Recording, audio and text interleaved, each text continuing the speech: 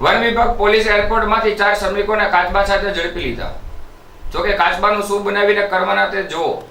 Bhavnagar one વિભાગ ટીમને મળેલી પૂર્વ બાતમીના આધારે ભાવનગર એરપોર્ટમાંથી 4 પરપ્રાંતીય શ્રમિકોને એક કાચબા સાથે ઝડપી લેવામાં આવ્યા હતા.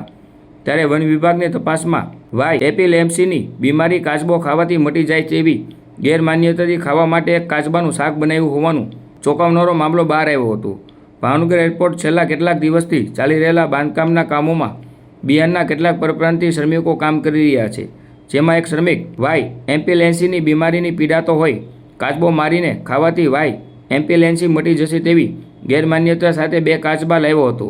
વાય એમ્પિલેન્સીથી પીડિત શ્રમિકને 2 પૈકીના મારેલા એક કાચબાના માંસનું શાક ખાઈ તે પહેલાં જ બાતમીના આધારે ભાવનગર વન વિભાગ અધિકારીઓએ ત્રાટક્યા હતા અને મુખ્ય આરોપીના શ્રમિક સહિત મદદગારીમાં સામેલ અન્ય 3 શ્રમિકોને ઝડપી પાડી કાયદેસરની કાર્યવાહી હાથ ધરી. ભાવનગર વન વિભાગની તપાસ 4 આરોપી પાસેથી એક કાચબાને છોડાવી વન વિભાગની વન પ્રાણી સંરક્ષણ અધિનિયમ 1972 અન્વયે નિયમો અનુસાર કડક કાર્યવાહી શરૂ કરી હતી.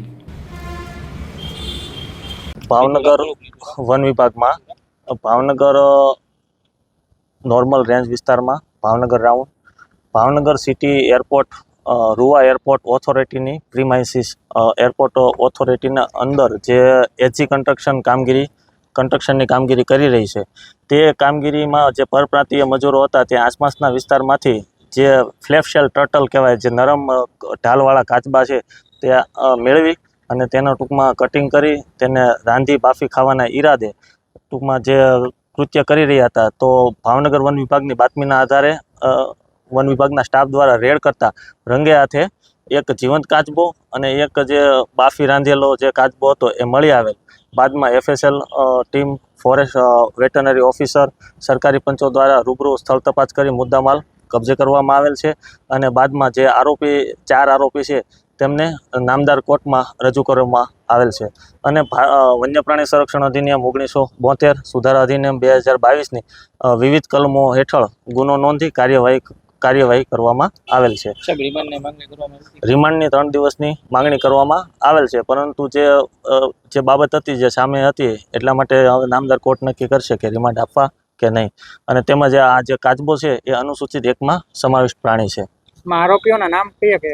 આરોપી છે રવિન પાસવાન, રામપુકાર પાસવાન, આનંદ કુમાર મહંતો, વિજયકુમાર મહંતો, તમામ રહે બિહારના છે, પરપ્રાંતીય મજૂરો છે. અહીંયા શું કામ કરતા? અહીંયા જે એરપોર્ટ ઓથોરિટીમાં જે કન્સ્ટ્રક્શનનું કામ છે તે કોઈ કંપની દ્વારા તેમના પરપ્રાંતીય મજૂરોને રાખવામાં આવેલ હતા. એવી કઈ વાત છે કે બીમારી અંતિ નીકળી જાય ખાવાથી? એટલે કે જે લોકોની અલગ અલગ માનસિકતા હોય છે કે જે આ કોઈ વન્ય પ્રાણીનું સેવન કરવાથી કે કોઈ વનસ્પતિનું સેવન કરવાથી એને ફાયદો થાય, પણ જે અંધશ્રદ્ધાના ભાગરૂપે ટૂંકમાં આ લોકોએ કૃત્ય કર્યું હોય એવું પ્રાથમિક અનુમાન છે અમારું.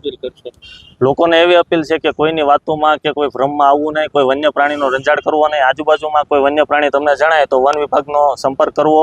જ્યારે પણ કોઈ આવા જે આપણે જે આજુબાજુમાં આપણો જે પ્રાકૃતિક વારસો છે તેનું જતન કરવું એ દરેક નાગરિકની ફરજ છે.